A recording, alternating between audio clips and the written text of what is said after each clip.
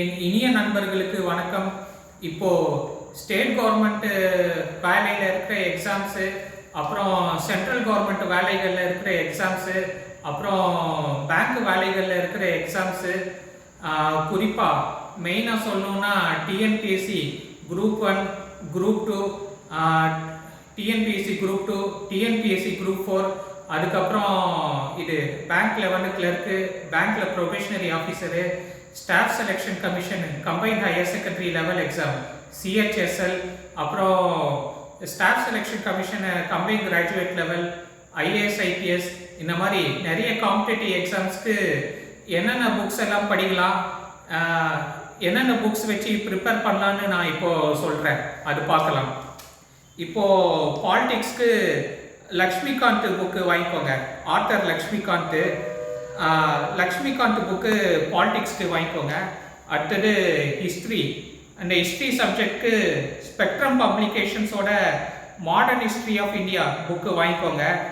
அடுத்தது இந்த geography subject இருக்குல்ல, இப்போ மேப் எல்லாம் பார்க்கணும், அட்லஸ் எல்லாம் பார்க்கணுன்னா, இது நிறைய மேப்ஸ் பார்க்கணுன்னா ஆக்ஸ்ஃபோர்ட் பப்ளிகேஷன் ஆக்ஸ்ஃபோர்ட் அட்லஸ்ஸு.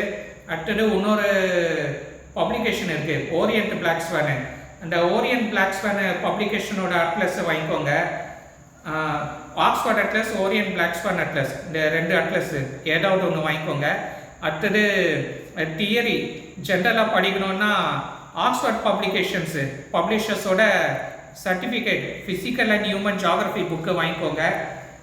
அடுத்தது மேத்ஸ் சப்ஜெக்ட்டு ஆர்எஸ் அகர்வாலோட குவான்டிடேட்டிவ் ஆப்டிடியூட் புக்கு வாங்கிக்கோங்க. அப்படி இல்லாட்டி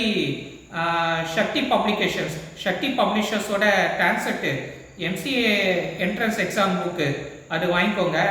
அப்படி இல்லாட்டி அரித்மெட்டிக் ஆப்டிடியூட் புக்கு சக்தி பப்ளிஷர்ஸில் ஏதோ ஒரு book, TANCET MC entrance exam book இல்லாட்டி அரித்மெட்டிக் ஆப்டிடியூட் புக்கு அது கிடைச்சா வாங்குங்க. அப்படி இல்லாட்டி குவான்டிடேட்டிவ் ஆப்டிடியூட் ஆர்எஸ் அகர்வால்டு வாங்கிக்கோங்க. அடுத்தது ஜென்ரல் நாலேஜ் எல்லாமே படிக்கணும். மிச்சம் சப்ஜெக்ட்ஸு சயின்ஸுக்கு, கரண்ட் அஃபேர்ஸ்க்குன்னா அரியன்ட் பப்ளிகேஷன்ஸ் இருக்குல்ல, அரியன்ட் பப்ளிகேஷன்ஸோட ஜென்ரல் நாலேஜ் புக்கு அது வாங்கிக்கோங்க, அரியன்ட் ஜென்ரல் நாலேஜ் புக்கு. அடுத்தது கம்ப்யூட்டர் சயின்ஸு, கம்ப்யூட்டர் ஆப்டிடியூட்க்கு அரியன்ட் பப்ளிகேஷன்ஸோட கம்ப்யூட்டர் ஆப்டிடியூட் புக்கு வாங்கிக்கோங்க. அடுத்தது கடைசியாக இங்கிலீஷ் பார்த்தீங்கன்னா எல்லா எக்ஸாம்ஸ்லையும் சென்ட்ரல் கவர்மெண்ட் எக்ஸாம்ஸ், பேங்க் எக்ஸாமில் நார்மலாக அந்த கிராமரை டெஸ்ட் பண்ணுறது நார்மலாக இருக்கும். அப்புறம் அந்த வொக்காபுலரி காம்ப்ரிஹென்ஷன் அது இருக்கும். ஆனால் டிஎன்பிஎஸ்சி எக்ஸாம்ஸில் மட்டும் TNPSC group 1, TNPSC group 2, TNPSC group 4 இதுக்கெல்லாம் பார்த்தீங்கன்னா அந்த இங்கிலீஷ் புக்கு, இந்த Tamil Nadu state board text books இருக்குல்ல, 6ஆவதுலேருந்து 12ஆவது, 6th-லேருந்து 12th ஸ்டாண்டர்ட் வரைக்கும் Tamil Nadu state board text books வாங்கிக்கோங்க கைடோட. இந்த தமிழ்நாடு ஸ்டேட் போர்டோட text books, English text books எல்லாம் டிபிஐ ஆஃபீஸில், நுங்கம்பாக்கத்தில் இருக்க டிபிஐ ஆஃபீஸில் கிடைக்கும்.